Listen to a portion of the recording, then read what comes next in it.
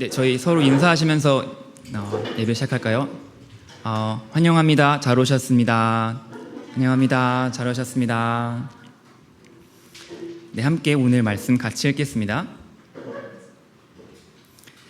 누가 현숙한 여인을 찾아 얻겠느냐? 그의 값은 진주보다 더하니라.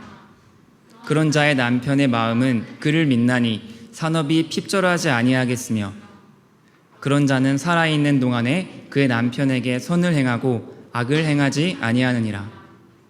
고운 것도 거짓되고 아름다운 것도 헛되나 오직 여호와를 경외하는 여자에게는 칭찬을 받을 것이라. 그 손의 열매가 그에게로 돌아갈 것이요 그 행한 일로 말미암아 성문에서 칭찬을 받으리라. 아멘. 저희는 지난달까지 잠언을 가지고 큐티를 같이 했었습니다. 잠언 31장에는 현숙한 여인이라는 사람에 대하여 이제 설명을 하고 있는데요. 오늘 사실 이 현숙한 여인 잠언 31장의 10절부터 31절까지 이제 길게 설명을 하고 있습니다. 이제 31장은 르무엘 왕의 어머니라는 분이 이제 자신의 아들인 왕에게 이제 썼다고 하는 이제 잠언이라고 알려져 있는데요. 이제 이런 여인을 만나라. 그 현숙한 여인에 대해 요약을 해드리자면, 이 하나님이 기뻐하신 현숙한 여인은 부지런하고 강인하며 항상 웃음을 잃지 않고 즐겁게 일하며 일도 잘해서 많은 수익을 남기고 그 수익을 또 주변 사람들과 잘 나눠주며 어려운 사람들을 잘 돕고 결국 자신의 남편이 칭찬을 받게 만드는 그런 여인이다. 한마디로 완벽한 여인, 완벽한 부인이다. 이 본문 가지고 이제 엄마 셀에서 큐티 나눔하는 거 잠깐 들었습니다. 이제 자신의 모습과 많이 비교가 된다고 하더군요. 이제 그렇다면 남편들은 어떨까요? 이런 부인 만난 남편은 참 좋겠군, 이렇게 생각할까요? 그러면 큰일 나죠. 아직 미혼인 남성분들은 어떨까요?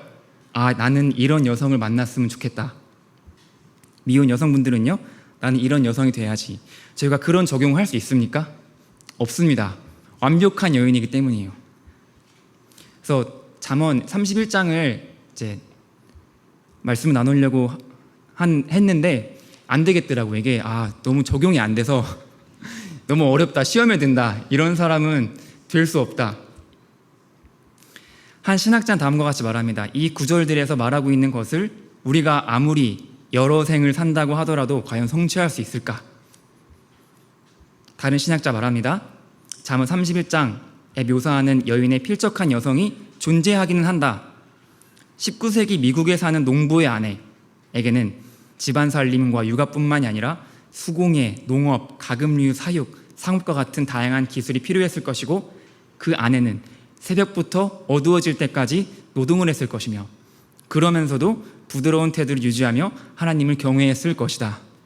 한마디로 불가능하다는 것입니다. 잠언은 현숙한 아내를 칭송하는 찬가로 마무리가 됩니다. 그리고 이 찬가는 각 절의 첫 글자가 히브리어 알파벳을 순서대로 따르는 이합체시라는 이제 그런 어떤 문학적 기술을 사용하고 있는데요. 잠언 31장을 히브리어로 한번 살펴보겠습니다. 네, 이게 이제 원래 이제 잠언이 이렇게 되어 있는데요. 네, 저도 히브리어를 공부했지만 하나도 읽을 수가 없습니다.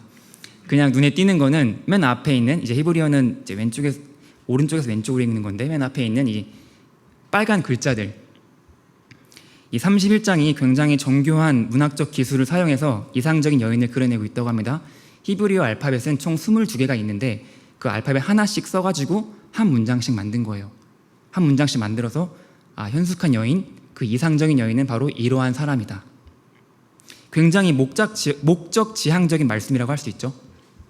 사실 이러한 이합체시, 이렇게 알파벳을 첫 글자로 해가지고 만드는 이제 말씀이 또 다른 곳에 또 있습니다. 바로 시편 119편, 성경에서 가장 긴 장 176절. 이는 히브리어 알파벳 한 개당 8개의 말씀 만들어서 22 곱하기 8, 176이 된 것입니다. 시편 119편의 목적도 분명합니다. 완벽한 하나님 말씀을 찬양하는 것. 그러니까 정교한 문학적 기법을 사용해서 하나님의 순전하고 완전한 말씀을 아름답게 찬양하고 있습니다. 성경은 두 부분 나눠져 있죠. 구약과 신약. 그 중에서도 구약은 총 39권으로 모여져 있습니다. 창세기부터 말라기까지.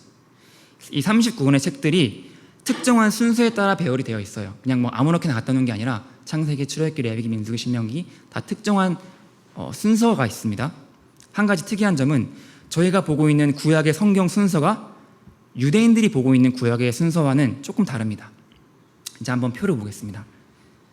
한글 구약 성경에서는 오늘 저희가 함께 읽은 잠언이 성문서에 포함되어 있는데요. 시가서라고도 하죠. 그 순서가 시편 다음에 그리고 전도서 전에 위치해 있습니다. 이는 율법서, 역사서, 성문서, 예언서라는 그 장르 카테고리 안에 따라 구약의 성경의 책들을 순서대로 정했음을 알 수 있습니다. 히브리어 구약 성경에서는 잠언의 위치가 약간 다릅니다. 어디 있죠? 욥기 뒤에 있죠? 그리고 룻기 전에 있습니다. 욥기와 룻기의 사이에 있습니다.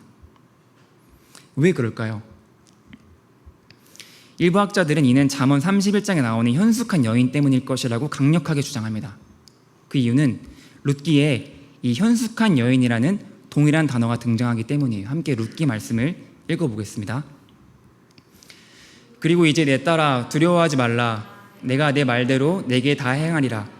내가 현숙한 여자인 줄을 나의 성읍 백성이 다 아느니라. 성경은 룻기에 나오는 룻이 바로 현숙한 여인이라고 말합니다. 저희가 잠언 31장에 나오는 그 불가능한 여인, 현숙한 여인 모습 보면 이게 현실 가능한 이야기인가라는 의문을 품었는데 그 답이 룻기에 나와 있습니다. 그 현숙한 여인은 바로 룻이다. 사실 이번에 25년도 초에 룻기를 큐티 본문을 했었죠. 네, 다 까먹으셨죠? 룻기가 4장밖에 안 돼서 금방 지나갔어요. 사실 룻기는 굉장히 재미있고 또 아름다운 성경 이야기입니다. 그리고 룻기는 굉장히 특별한 성경입니다. 왜냐하면 성경에 여성의 이름이 책으로 된 경우는 굉장히 드뭅니다. 에스더와 룻기가 전부죠.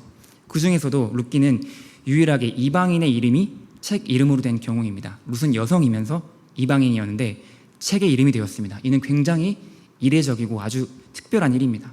하나님께서는 왜 이렇게 특별한 일을 룻이라는 사람이 허락하셨을까요? 그 이유는 그녀가 자신의 시어머니인 나오미 그리고 하나님께 보여준 모습 때문일 것입니다. 룻이 어떻게 현숙한 여인이라는 칭함을 얻을 수 있었는지 한번 살펴보겠습니다. 룻기 시작 말씀 1장 1절을 함께 읽어보겠습니다. 사사들이 치레하던 때에 그 땅에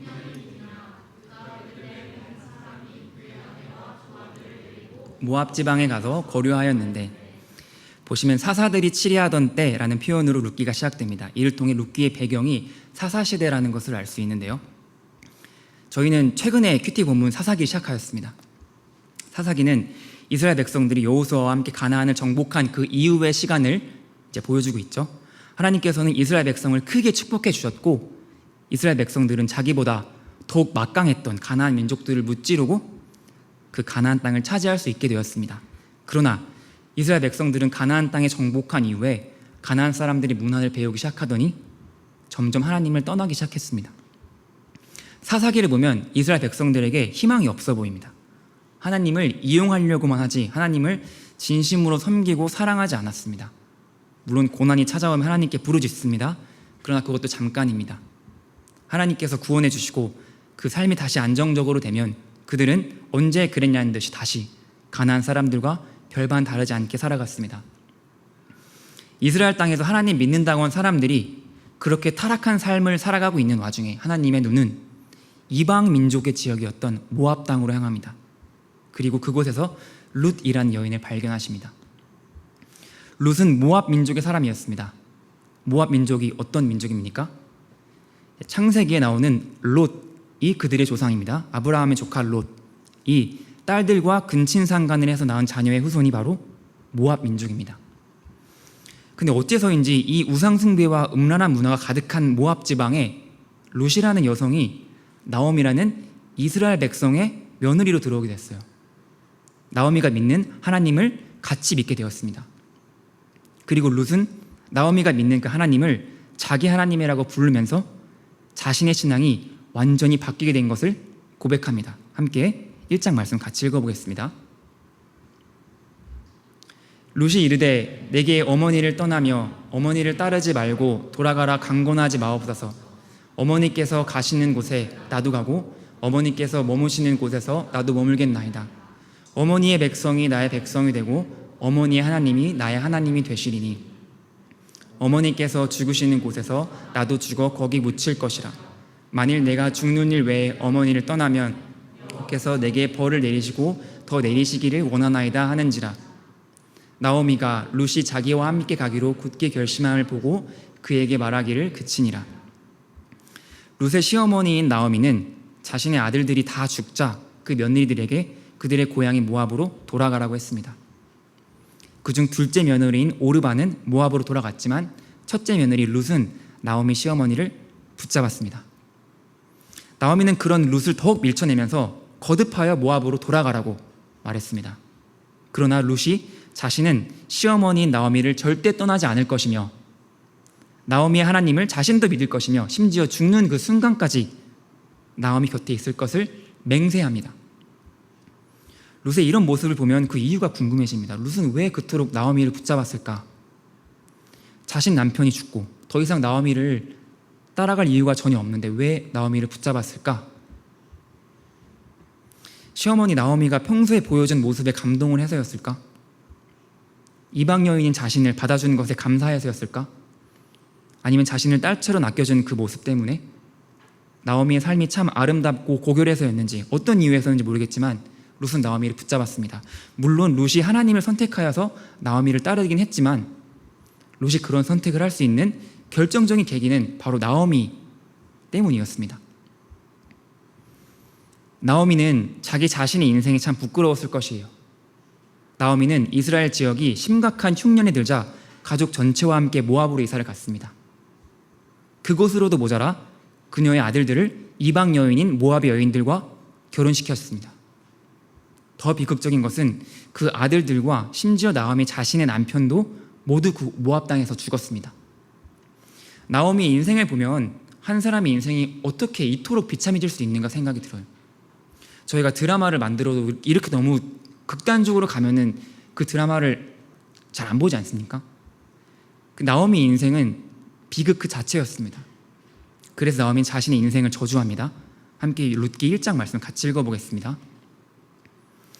이에 그 두 사람이 베들레헴까지 갔더라.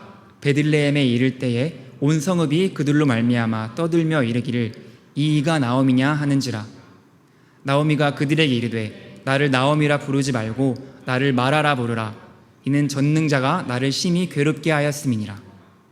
내가 풍족하게 나갔더니 여호와께서 내게 비어 돌아오게 하셨느니라.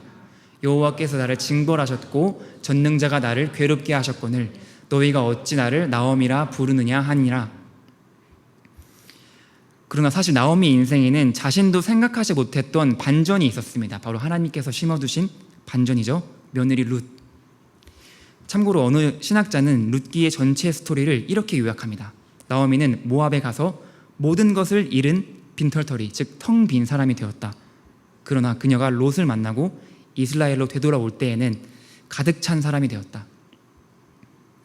나오미는 자신의 인생을 저주하며 자신의 운명을 슬퍼했지만 하나님께서는 그녀가 룻이라는 사람을 만나게 하셨고 룻을 통하여 그녀의 인생이 바뀌게 되었습니다. 사랑하는 여러분, 저희가 누구를 만나는 것은 굉장히 중요합니다. 특히 사사시대와 같이 악한 시대에는 더욱 그렇습니다. 그리고 포스트 모더니즘, 무신론, 유물론, 인본주의 사상이 가득한 오늘날은 더더욱 그렇습니다. 누구를 만나고 누구와 시간을 보내는 것은 굉장히 중요합니다. 당연히 저희는 하나님을 만나야 됩니다. 그리고 저희는 하나님을 믿는 사람들이 모인 공동체를 만나야 합니다. 그 공동체 안에 있을 때에만 안전합니다. 그 공동체에 있을 때에만 인생의 반전이 일어납니다. 나오미와 룻은 하나님을 믿는 그 신앙으로 뭉치게 되었습니다. 그리고 그 안에서 기적은 시작되었습니다. 저희는 함께 요즘 조니 에릭슨 타다의 희망노트라는 책으로 매주 화요일 저녁에 북리딩을 하고 있는데요. 책의 저자 조니 에릭슨의 삶도 나오미처럼 참 고난이 많은 인생이었습니다. 조니는 1967년 7월 어느 여름날 체사피크만에서 수심이 얕은 것을 파악하지 못한 채 다이빙을 하다가 목이 부러지는 불의의 사고를 당했습니다. 그렇게 20살의 조니는 전신마비가 되어 휠체어에 앉게 되었습니다. 그녀의 재활 과정은 쉽지 않았고 특히 초기 2년 동안 많은 어려움을 겪었습니다. 그녀는 하나님이 이 같은 사고를 허락하신 이유를 이해할 수 없어서 분노했고 절망했으며 우울증과 자살 충동에 시달렸습니다. 그러나 하나님 말씀을 대하면서부터 조니의 인생은 새로워졌습니다. 그녀는 지금까지 40여 권 이상의 책을 썼고 다수의 음반을 냈고 자신의 이야기를 담은 영화에까지 출연했습니다. 그리고 장애인들의 옹호자로 활발한 활동을 했습니다. 또한 그녀는 구족이라고 붓을 입에 물고 그림 그리기를 배워서 그 구족 화가가 되었습니다. 그리고 그녀는 1982년 켄이라는 남성과 결혼하여 인생의 반려자를 만나는 축복을 누리기도 했습니다. 그리고 2005년에는 미국 국무부의 장애자문위원회 일원으로 임명되어 연설가로 활동하고 있기도 합니다. 근데 그러다가 2010년 유방암 선언을 받고 그때부터 쓴 책이 바로 저희가 북리딩으로 읽는 조니 에릭슨의 희망 노트입니다. 시간 되시는 분들은 꼭 읽어보시기 바랍니다. 이제 유학생 친구들도 영어로 이제 보내줬으니까 한번 읽어봤으면 좋겠어요. 하반신 마비 장애인으로 사는 것도 정말 쉽지 않은 삶인데 하나님은 그녀에게 유방암까지 허락하셨습니다. 그럼에도 불구하고 그녀는 믿음을 잃지 않았고 그 가운데에서도 인생의 주옥과 같은 지혜와 진리를 그녀의 책을 통해서 저에게 알려주고 있습니다. 그 가운데 그녀가 쓴 일상의 기적들을 놓치지 말라는 대목을 여러분과 함께 나눠보려고 합니다.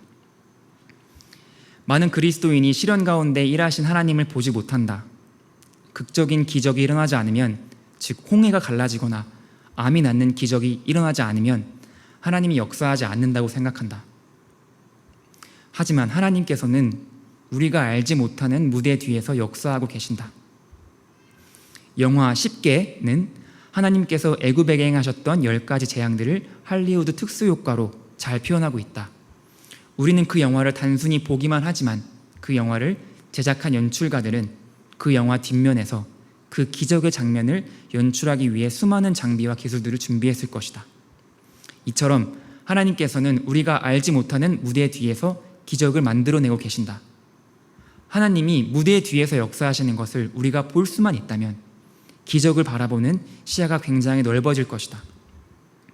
우리가 어떤 것을 이해하지 못한다고 해서 그것이 거짓이거나 기적이 아닌 것은 아니다. 오늘 하나님의 기적들을 헤아려 보라. 얼마나 많은 것들을 놓쳤는지 헤아려 보라. 오늘 당신에게 보내진 격려의 미소와 말들, 감사의 표현들을 헤아려 보라. 당신의 자녀들과 가족들이 무사하고 건강한 것을 생각해 보라. 나는 예수님을 충성스럽게 믿을 때 일어나는 흥미로운 일들을 발견했다. 그것은 곧 우리 자신이 바른 믿음 안에 있으면 개인적인 필요에만 열중하지 않고 하나님이 이루기 원하시는 일들을 위해 기도하고 구하게 된다는 것이다. 나는 복음이 성공적으로 전파되기를, 세계 수많은 어두운 곳에 절망과 낙담이 사라지기를, 그리스도인들에게 진정한 내면의 기쁨과 평화가 있기를 기도한다. 나는 매일 그와 같은 더 큰 기적들을 경험하고 있고 그것은 사지마비가 치유되는 더 작은 기적과 바꿀 마음이 없다. 이 존이라는 분은 불의의 사고를 당했지만 하나님을 만나고 지금까지도 기적과 같은 삶을 살아가고 있습니다. 저희가 하나님을 만나야 하는 이유가 바로 여기 있습니다. 특별히 조니의 글을 읽고 참 저희가 하는 다니엘 기도회를 생각이 났는데요. 나라와 민족과 세계와 열방을 위하여 기도 제목들을 적어두고 기도하는 이 다니엘 기도의 시간이 정말 귀하구나, 정말 하나님께서도 참 기뻐하시겠구나 라는 생각하게 되었습니다. 다시 룻기 이야기로 돌아와 보겠습니다. 룻기는 나오미와 룻의 이야기이기도 합니다. 근데 또한 사랑의 이야기이기도 합니다. 그리고 여기서의 사랑을 가리키는 히브리어 단어는 헤세드입니다. 들어보신 분들도 있을 텐데 헤세드, 유명한 이제 성경 용어입니다. 헤세드라는 찬양팀도 있고, 이 헤세드라는 단어가 룻기의 주제입니다. 룻기는 한마디로 이 헤세드가 어떤 것인가를 정의하는 책이라고 합니다. 그리고 성경에는 이 헤세드라는 단어를 3분의 2 이상 하나님과 직접 연관해서 사용합니다. 즉 헤세드는 하나님의 성품을 가장 잘 나타내는 개념입니다. 그리고 이 헤세드는 다양한 의미를 품고 있어서 다양하게 번역이 되기도 해요. 룻기에는 헤세드라는 단어가 총 3번 나오는데 개역개정 한글에서는 이를 모두 다르게 번역했습니다. 어디에서는 선대로 번역을 했고 어디에서는 인애, 어디에서는 은혜로 번역했습니다. 왜 이렇게 다르게 번역했는지는 저도 그 의도는 잘 모르겠는데 번역하신 분들이 다르게 번역을 했어요. 한 신학자는 이 헤세드란 단어를 2가지로 설명합니다. 첫째, 헤세드는 체결된 언약 또는 계약을 마음을 다해 이행하는 것을 의미한다고 합니다. 그러니까 헤세드란 사랑과 헌신의 전제가 언약, 계약, 약속이라는 거죠. 이는 부부관계를 예로 들 수 있습니다. 남녀가 단순히 서로 사랑한다고 해서 같이 살진 않습니다. 결혼이라는 언약 또는 계약을 하고 삽니다. 그리고 이 결혼이 중요한 의미를 갖는 것은 바로 이 언약 때문입니다. 사람이 같이 살다 보면은 이제 싫어질 때도 있고 서로 미워질 때도 있어요. 네, 진짜 네, 그렇습니다. 그리고 그 두 사람에게 근데 그 두 사람에게 아무런 관계도 맺어져 있지 않다면 그냥 그 두 사람은 서로 안 보고 지내면 됩니다. 그리고 그 누구도 그 두 사람이 헤어지는 것에 대해서 뭐라 하지 않아요. 왜냐하면 그 둘을 묶어주고 있는 것이 없기 때문이에요. 그러나 결혼한 두 사람은 다릅니다. 좋든 싫든 같이 살아야 합니다. 왜죠? 결혼이라는 언약 또는 계약을 맺었기 때문이에요. 그래서 하나님께서는 백성들을 향한 자신의 사랑을 설명하실 때 부부관계를 예시로 드십니다. 호세아가 대표적이죠. 이스라엘 백성들이 하나님께 장가들었다라는 표현을 쓰십니다. 그래서 아무리 이스라엘 백성들이 하나님을 거역하고 배반하고 돌아서도 하나님은 그들을 이제 끝까지 지키시겠다, 그들을 끝까지 함께 하시겠다라는 그 약속을 어기지 않으십니다. 실제로 사사기가 계속해서 타락을 해가고 있는 이스라엘 백성들의 모습을 보여주는데 사사기에서 계속해서 하나님이 말씀하세요. 너희 이러다가 진짜 망한다. 이러다가 진짜 망한다. 근데 계속 그러시다가 안 망해요. 이스라엘 백성들이. 그래서 하나님이 협박만 하시고 실제 망하지 않게 하시나? 하나님은 하신 말씀 반드시 이루시죠. 결국 망하는데 그 망하는 시점이 굉장히 미뤄집니다. 그것 또한 그 언약, 약속에 기반한 하나님의 사랑의 표현일 수 있습니다. 또한 헤세드의 2번째 의미는 자신이 감당해야 할 그 의무와 책임 이상의 선처를 자발적으로 베푸는 것이라고 합니다. 언약에 기반한 사랑인 이 헤세드는 계약이 맺어져 있기 때문에 어떤 의무를 다해야 되는 측면이 있습니다. 그러나 진정한 헤세드는 그 계약 의무를 넘어서까지 사랑하는 것을 말합니다. 그리고 룻이 이 헤세드의 2번째 의미를 잘 보여주고 있습니다. 나오미에게는 룻 말고 오르바라는 둘째 며느리가 있었죠. 그리고 나오미가 고향으로 돌아가려 할 때 오르바는 시어머니의 말을 듣고 돌아갔습니다. 물론 그렇다고 오르바가 옳다커니 하고 획 돌아가 버린 것은 아니에요. 성경은 오르바도 룻처럼 시어머니에게 헤세드를 보여주었다고 합니다. 함께 말씀을 룻기 1장 8절 말씀 읽어보겠습니다. 나오미가 2 며느리에게 이르되 너희는 각기 너희의 어머니 집으로 돌아가라. 너희가 죽은 자들과 나를 선대한 것 같이 여기서 너를 선대하시기를 원하며. 여기서 너희는 2 며느리를 뜻하죠. 너희가 선대, 헤세드를 나한테 보여주었다. 즉 룻만 보여준 게 아니라 오르바도 보여줬어요. 오르바도 룻처럼 나오미에게 며느리로서의 언약적 사랑, 그러니까 며느리니까 언약이 맺어져 있죠. 결혼이라는 헤세드를 보여주었고 그녀를 따라서 유다 지방으로 돌아가려고 했어요. 근데 나오미는 정말 눈물을 흘리며 2 며느리를 돌려보냈고 오르바도 룻처럼 처음에는 이제 안 가겠다고 하지만 이제 결국은 나오미의 말을 따르겠다고 합니다. 나오기를 따르겠다고 합니다. 나오미는 계속적으로 밀쳐냈고 오르바는 이 시어머니의 마지막 간청을 들어드리는 마음으로 아쉬운 마음을 품고 자신의 고향으로 돌아가게 되었습니다. 그래서 주로 오르바를 나쁜 사람, 룻을 좋은 사람이라고 생각하는 경향도 있는데 어쩌면 성경은 둘 다 헤세드를 보여준 좋은 사람인데 룻을 더 좋은 사람으로 표현하고 싶어하는 것 같다는 생각이 들었어요. 오르바는 언약과 계약에 충실한 의무와 책임을 다하는 사랑을 보여주었지만 룻은 그 이상의 것을 보여주었습니다. 룻은 자신이 당연히 보여줘야 하는 사랑을 넘어서 자신의 의무 넘어서까지의 사랑을 보여준 것입니다. 즉 과도한 사랑입니다. 하나님은 룻의 이러한 모습을 보시고 그녀의 삶을 주목하신 것입니다. 함께 룻기 3장 말씀 같이 읽어보겠습니다. 그가 이르되 내 딸아 여호와께서 내게 복 주시기를 원하노라. 내가 가난하건 부하건 젊은가를 따르지 아니하였으니 내가 베푼 인애가 처음보다 나중이 더하도다. 하나님께서는 자신의 의무 넘어서의 사랑, 인애, 헤세드를 보여준 룻을 그냥 두지 않으셨습니다. 하나님께서는 룻에게도 자신의 헤세드를 보여주셨어요. 그게 바로 보아스입니다. 하나님은 룻을 위해 그리고 나오미를 위해 보아스란 사람을 준비시켜 주시고 그들이 마땅히 누릴 수 있는 축복보다 더 큰 축복을 그들이 누릴 수 있게 하셨습니다. 사랑하는 여러분, 하나님께서는 저희가 하나님께 드린 것보다 훨씬 더 많은 것을 주시는 분이십니다. 저희는 세상적 계산 너무 빨라가지고 하나님께 받은 만큼만 돌려드리려고 하는 경향이 있어요. 그러나 하나님께서는 그렇게 인색하신 분이 아니십니다. 하나님께서는 저희가 드린 것보다 훨씬 더 많은 것을 주시고 앞으로도 그렇게 주시기를 원하십니다. 오늘 외대교회 문자 말씀인데요, 고린도후서 말씀을 한번 같이 읽어보겠습니다. 이것이 곧 적게 심는 자는 적게 거두고 많이 심는 자는 많이 거둔다 하는 말이로다. 각각 그 마음에 정한 대로 할 것이요 인색함으로나 억지로 하지 말지니 하나님은 즐겨내는 자를 사랑하시느니라. 여기서 이제 헌금과 관련된 말씀인데 사실 사랑, 헤세드에도 저희가 적용을 할 수 있죠.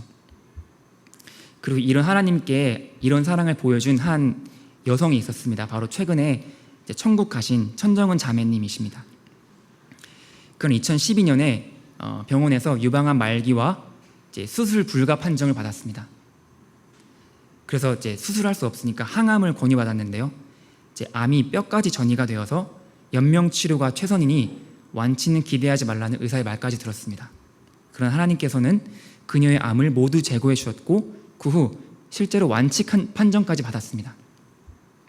그러나 2014년 그녀의 암이 재발하였고 또 다시 치료 불가 판정을 받았습니다. 그리고 2016년에는 폐와 기도, 림프절에도 암이 전이되었다는 결과를 받았고 2018년에는 경추 뼈까지 암이 올라와서 가장 센 항암 치료를 받으며 버티고 있었습니다. 그리고 2020년 그녀는 나는 주님의 것입니다 라는 책을 썼는데요, 그때까지만 해도 항암 치료 80차까지 받은 상태였습니다. 사실 이 정도의 항암 치료 받는 것 자체도 정말 기가 막힌 일이지만 그 항암 치료를 받고도 살아있다는 것, 그것은 하나님의 은혜와 사랑으로밖에 설명이 안 된다고 그녀는 고백을 하였습니다. 그렇게 암 투병 중에도 그녀는 예수님께서 가장 기뻐하는 것이 무엇일까 고민하였다고 합니다. 그리고 그것이 바로 영혼 구원, 복음 전파라는 것을 깨닫고 암 환자임에도 불구하고 전국을 다니며 자신의 삶을 간증하고 수많은 암 환자들에게 복음을 전하고 용기와 희망을 주었습니다. 저희가 다니엘 기도회에서 이제 천정우 자매님이 이제 간증하신 것을 저희가 보았죠. 보았나요? 네, 저는 보았는데 본 것 같아요. 네, 그 정말 저 때만 해도 정말 암 환자라고 할 수 없을 정도로 정말 이제 건강해 보이셨는데 사실 저 때도 굉장히 몸이 많이 안 좋으셨다고 합니다. 근데 이제 저 때도 그렇게 강력하게 말씀 선포하셨고 이제 지난 6월 달에 돌아가셨는데 그 돌아가기 전까지도 굉장히 건강해 보이셨어요. 정말 그녀는 하루하루 하나님의 은혜로 살아갔던 것이죠. 이제 지난 6월에 마침내 그녀는 그녀가 그토록 사랑하고 만나고 싶어 했던 예수님의 품에 안기시게 되었습니다. 그때까지 그녀는 무려 160회가 넘는 항암 치료와 여러 차례의 수술을 묵묵히 견뎌냈다고 해요. 그것을 기적이라고밖에 설명을 할 수 없었다고 합니다. 더 놀라운 것은 그녀가 그러한 고통 속에서도 웃음을 잃지 않았다는 거예요. 이제 그녀가 생전에 마지막으로 했던 인터뷰 중에 다음과 같은 말을 고백했습니다. 내가 지금 주님을 사랑하고 있나를 되짚어보는 게 신앙생활에서 무조건 1번입니다. 조금이라도 내가 주님을 뜨겁게 사랑했던 옛날 그 모습이 아닌데 라는 생각이 들면 저는 그것을 가장 큰 두려움으로 여깁니다. 천정우 자매님께서 그 극심한 고통 가운데에서 놓지 않았던 것이 하나님을, 예수님을 사랑하는 것이었습니다. 어떻게 그런 극심한 고통 중에서도 하나님을, 예수님을, 사랑을 놓지 않을 수 있었을까요? 자신 치료해주지 않으시는, 그리고 자기를 빨리 데려가지 않으시는 하나님이 원망스럽지 않으셨을까요? 그녀는 고백합니다. 저는 굉장히 평안합니다. 왜냐하면 제가 안전하다는 것을 믿기 때문입니다. 보이는 현상은 너무 끔찍하고 통증은 극심하지만 그때 생각을 바로잡아서 주님께 집중한다면 하나님께서는 이 세상이 줄 수 없는 평안을 주십니다. 저도 그녀의 마지막 인터뷰를 보고 참 굉장히 많이 부끄러웠습니다. 정말 이렇게 예수님을 사랑할 수가 있나?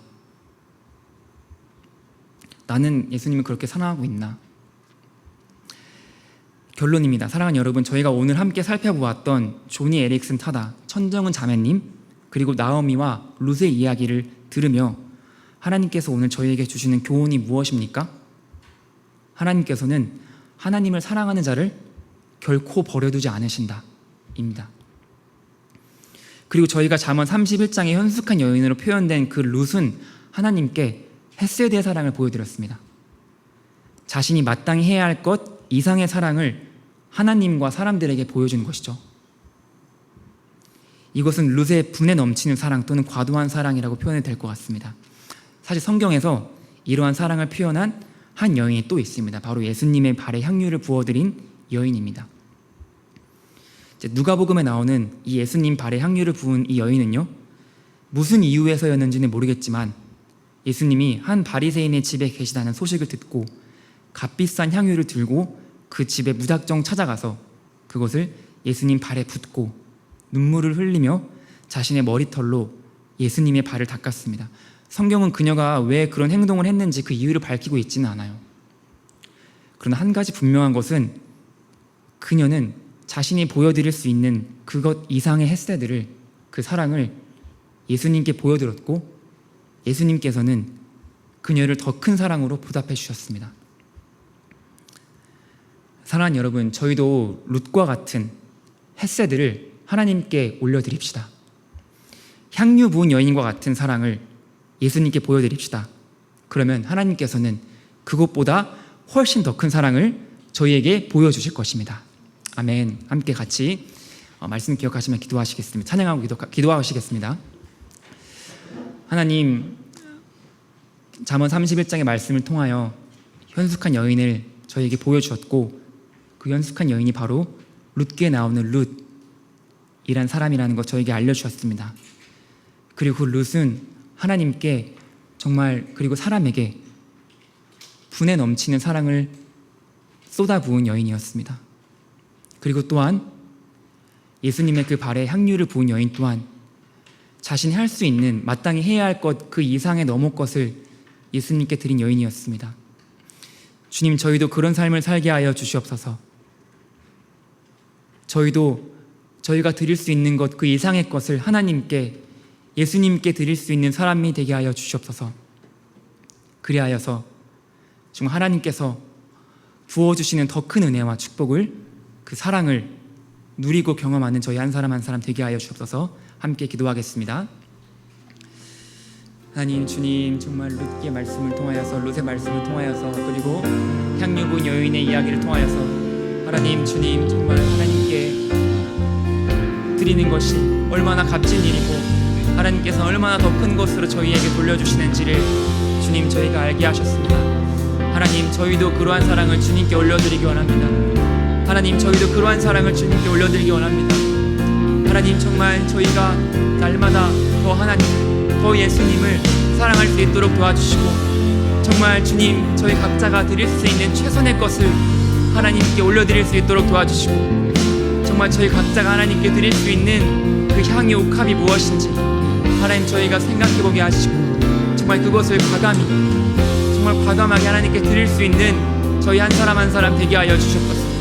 하나님, 주님, 저희도 정말 최선의 것 하나님께 드릴 수 있도록 도와주시고 하나님, 또 정말 연약한 저희를 하나님의 더 크신 사랑으로 하나님 공급하여 주시고 정말 날마다 하나님의 크신 사랑과 은혜 없이는 살아갈 수 없는 저희 되게 하여 주옵소서. 정말 날마다 매일매일 매 순간순간 하나님을 찾고 예수님을 찾고 정말 주님, 저희 마음이 하나님의 사랑으로 은혜로 풍성해지는 저희 한 사람 한 사람 되게 하여 주시옵소서. 주님, 하나님과 이웃에게 그러한 사랑을 베풀 수 있는 자로 저희 변화되게 하여 주시옵소서. 주님, 한 사람 사랑해 주시옵소서.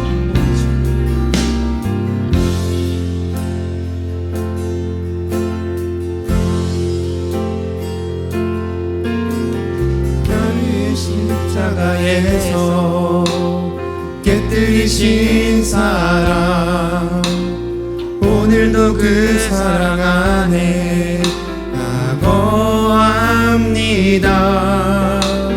주님의 생명 내 안에 있고 주님의 사랑 날 강권하니 나 오늘도 주께 내 삶을 깨뜨립니다.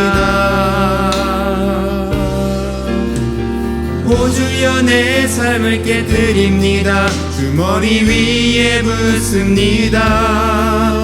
내 모든 삶과 생명을 주님 얻으소서. 오 주여 내 삶을 깨뜨립니다. 주 머리 위에 붓습니다. 주님께라면 아깝지 않습니다. 날 위해 십자가에서 깨뜨리신 사랑, 오늘도 그 사랑 안에 나 거합니다.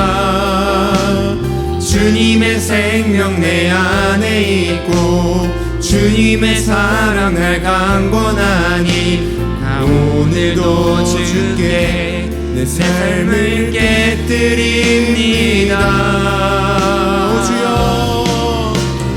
오 주여 내 삶을 깨뜨립니다. 주 머리 위에 붓습니다. 내 모든 삶과 생명을 주님 얻으소서. 오 주여 내 삶을 깨뜨립니다. 주 머리 위에 붓습니다. 주님께라면 아깝지 않습니다. 존귀와 영광을 받으소서. 하나님 어린 양 예수, 능력과 후와 지혜와 힘을 받으소서. 존귀와 영광을 받으소서.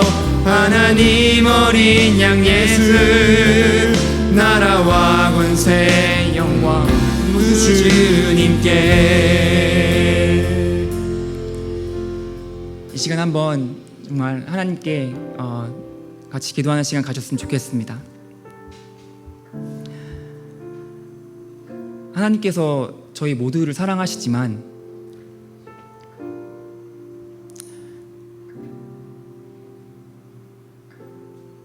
아무래도 하나님의 눈길이 하나님께 전부를 드린 사람에게 더 가지 않겠습니까? 그 당시 이스라엘 백성들은 하나님의 백성들이었고 자녀들이었는데 하나님의 눈길은 그들 위에 있지 않았습니다. 오히려 하나님 믿지 않는 이방 땅 모압에 있는 룻에 있었습니다. 내가 하나님을 전심으로 사랑하지 않으면 하나님 눈길이 내 위에 머물지 않습니다. 성경에 두 마음을 품지 말라는 말씀이 있죠. 이 세상에서도 하나의 일에 열중하고 몰입해야 성공하는 법칙이 있는데 하나님 나라에도 당연한 그러한 법칙이 있습니다. 세상과 하나님 마음이 나뉘면 그 어느 곳에서도 성공할 수가 없습니다. 하나님을 믿고 하나님을 알게 된 사람은 결코 세상에 올인할 수가 없어요. 이미 하나님을 그 사랑과 그 선하심을 맛본 사람은 이 세상에 결코 올인할 수가 없어요. 이 세상에 올인할 수 있는 사람들은 하나님을 못 만난 사람들입니다. 근데 정말 안타까운 것은 하나님을 만났음에도 불구하고 이 세상과 하나님의 나뉜 마음을 드리는 사람들입니다. 이곳에 모인 저희는 그런 사람이 없었으면 좋겠습니다. 정말 이 세상에서도 성공을 하려면 하나의 일에 정말 전부를 붓고 몰입을 해야 되는데, 하물며 이 모든 세상을 창조하시고 모든 것을 주관하시고 나의 모든 것을 아시는 그 하나님께 저희가 전부를 드릴 수 있다면 하나님께서 얼마나 더 큰 것을 저희에게 주실까요? 이 시간 정말 간절한 마음으로 기도합시다. 하나님, 저에게도 정말 이 룻과 같은 마음을 주시옵소서. 저에게도 이 향유를 부은 여인과 같은 마음을 주시옵소서. 하나님께 드리고 더 드릴 수 있는 마음, 정말 하나님께만 시선을 고정할 수 있는 마음, 세상에 한눈 팔지 않고 하나님만 바라볼 수 있는 마음을 저희에게 더하여 주시옵소서. 하나님께 온 마음을 드릴 수 있는 그런 마음을 저에게도 허락하여 주시옵소서. 한번 간절하게 이러한 기도 제목으로 기도하겠습니다. 하나님, 정말 이곳에 모인 저희 한 사람 한 사람, 정말 세상과 하나님 정말 두 곳을 다 마음 두지 않고 하나님께 마음을 쏟아붓는 자들 되게 하여 주시옵소서. 하나님, 정말 세상과 하나님을 기웃거리지 않고 정말 하나님 한 분께 정말 저희 온 마음을 드릴 수 있는 저희 되게 하여 주시옵소서. 하나님, 저희는 할 수 없습니다. 저희를 도와주시옵소서. 저희도 하나님 정말 하나님께 저희 향유 옥합을 드릴 수 있는 믿음을 더하여 주시옵소서. 하나님, 정말 하나님께 정말 온 마음을 다해 드릴 수 있는 저희 되게 하여 주옵소서. 하나님, 제가 정말 세상에 기웃거리지 않고 정말 하나님 한 분만 바라보며 정말 저의 모든 것을 드리고 정말 하나님의 그 햇새들을 경험하고 그것보다 제가 드린 것보다 더 큰 것을 되돌려 주시는 그 하나님의 사랑을 경험하고 다시는 세상으로 돌아갈 수 없는, 세상으로 돌아가지 않는 그러한 마음과 믿음을 저희에게 허락하여 주시옵소서. 하나님, 주님, 저희 한 사람 한 사람, 이곳에 모인 한 사람 한 사람, 그 어느 누구도 두 마음 품고 세상으로 흘려 떠내려가지 않고 하나님께 딱 붙어있어 정말 주님 말씀이 살아있는 공동체에 딱 붙어있어 정말 주님 세상의 축복의 통로가 되고 정말 하나님께서도 정말 큰 축복을 받는 저희 한 사람 한 사람 되게 하여 주시옵소서. 오 주님, 저희를 변화시켜 주시옵소서. 저희를 만나 주시옵소서. 오 주님, 저희 마음을 열어주시옵소서.